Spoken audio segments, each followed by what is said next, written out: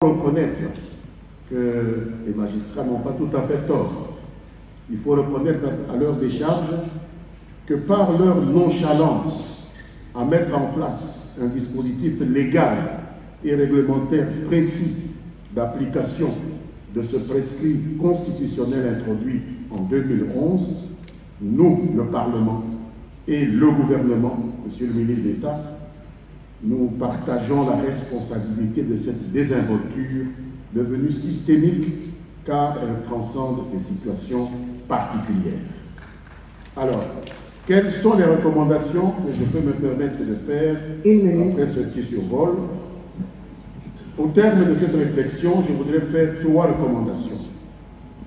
D'abord, la première, à Monsieur le Président de la République, à nous, les membres du Parlement, et à ceux du gouvernement, ici représentés par Monsieur le ministre d'État, ministre de la Justice. Nous devons tous faire diligence pour proposer, adopter et promulguer pour le Président de la République une législation mettant en adéquation la Constitution avec le fonctionnement quotidien du système judiciaire afin de cristalliser la répression des trop nombreux cas de prévarication et de corruption. Je pense ici notamment à la création d'un parquet financier dont a parlé le chef de l'État hier.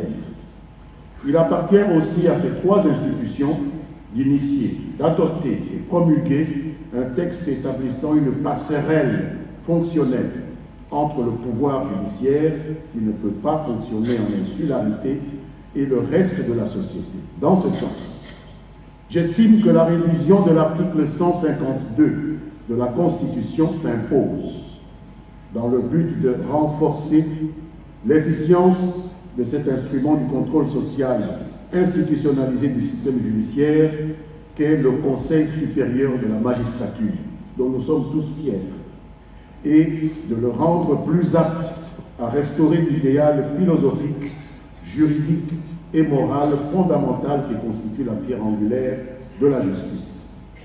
Cela passe aussi par une restructuration de cet organe prenant en compte 1.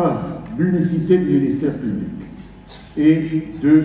La nécessité d'y impliquer au sein du Conseil supérieur de la magistrature, pourquoi pas des représentants du pouvoir exécutif. On a cité la France, mais en France, l'exécutif est représenté au Conseil supérieur de la magistrature. Et la nécessité d'y impliquer. Oui, honorable, vous avez déjà dit 4 minutes pour les ministres de la Justice désigne des représentants au sein du Conseil supérieur de la magistrature française. Cela passe aussi par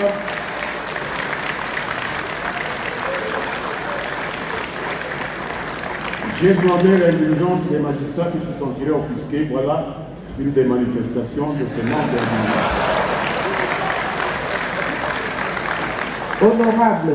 Je termine, madame, en disant qu'il faut aussi y impliquer des représentants du barreau, ainsi que des jurisconsultes.